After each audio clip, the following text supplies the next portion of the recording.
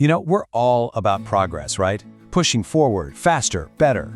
But what if, in that race, we're actually running up a tab against our own humanity?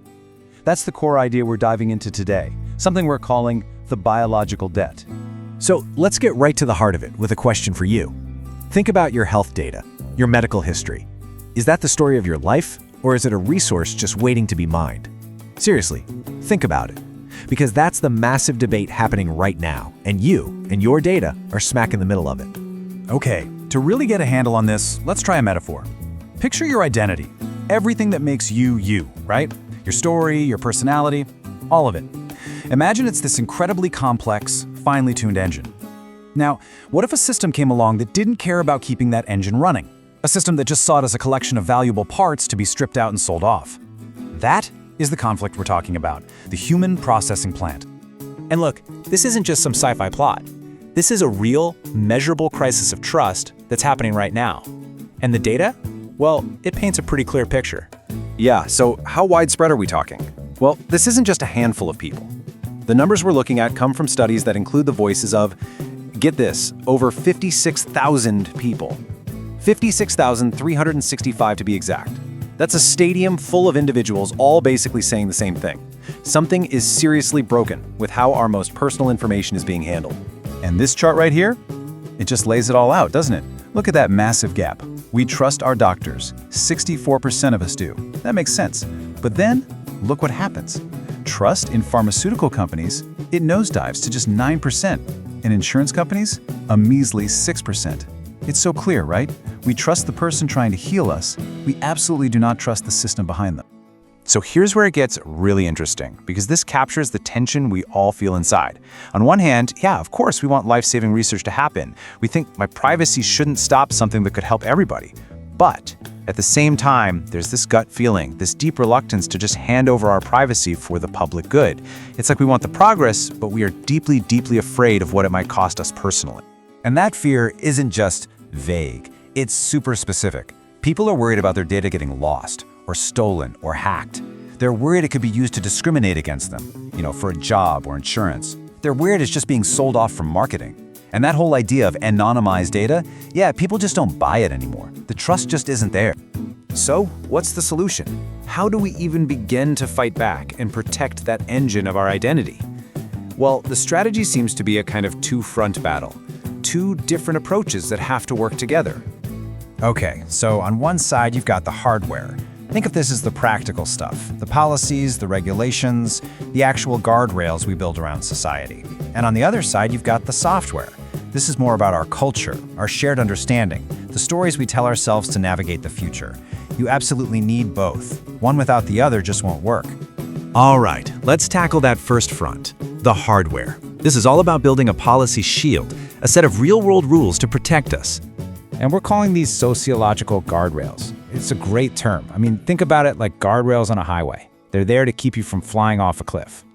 These are the policies, the ethical oversight, the regulations that basically draw a big, bright red line. They're designed to say, nope, a person's value cannot be boiled down to a commodity. Full stop. So what do these guardrails actually look like? Well, people have been pretty darn clear about what they want. They want transparency, to know exactly what's happening with their data. They want real independent oversight, not some internal committee checking its own homework. They want serious penalties when things go wrong. And maybe most importantly, they want the simple, powerful right to just say no. The right to opt out. Okay, that's the hardware. But now we need to talk about the second front, which is just as crucial. This is the software. And this one's all about our culture, our stories, basically using our collective imagination as a kind of early warning system.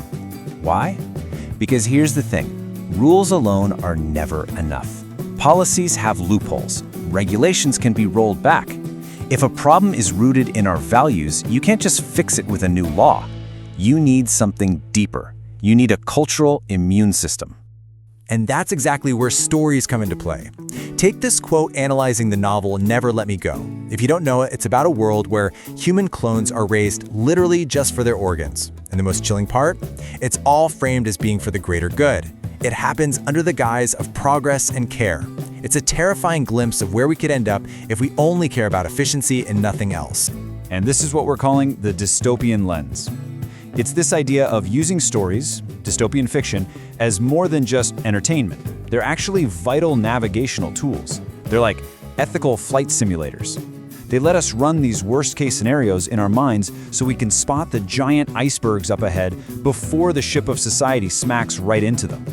It's how we keep empathy from getting run over by the bulldozer of progress. So that brings us to the big finish. How do we actually pay this biological debt? Well, it's not about choosing one strategy or the other. It's about how they work together. It's about synergy. See, when you bring these two fronts together, you get this incredibly powerful defense system. You've got the policy shield, that's your hardware, your concrete protection, and you've got the dystopian lens, that's your software, giving you the moral compass and the foresight. So you engage the hardware, you activate the software, and they click together, locking in to protect who we are. And really, that's the most important thing to remember here. This isn't about choosing between progress and our humanity. We don't pay this biological debt by letting ourselves be stripped for parts. We pay it by doubling down on our values, by strengthening the very things that make us human to begin with. So, we'll leave you with this to chew on. In a world that's moving at the speed of light, in a world of high-speed biotech, what are your values actually worth? What price tag do you put on them? This deep dive into our digital future was brought to you by the Very One platform. If you believe that we need to protect not just our lives, but what it means to be human, then go ahead and hit that like button and subscribe for more explainers like this. And if you want to go deeper, you can find more on the biological debt and other topics over on the Very One platform. Hope to see you there.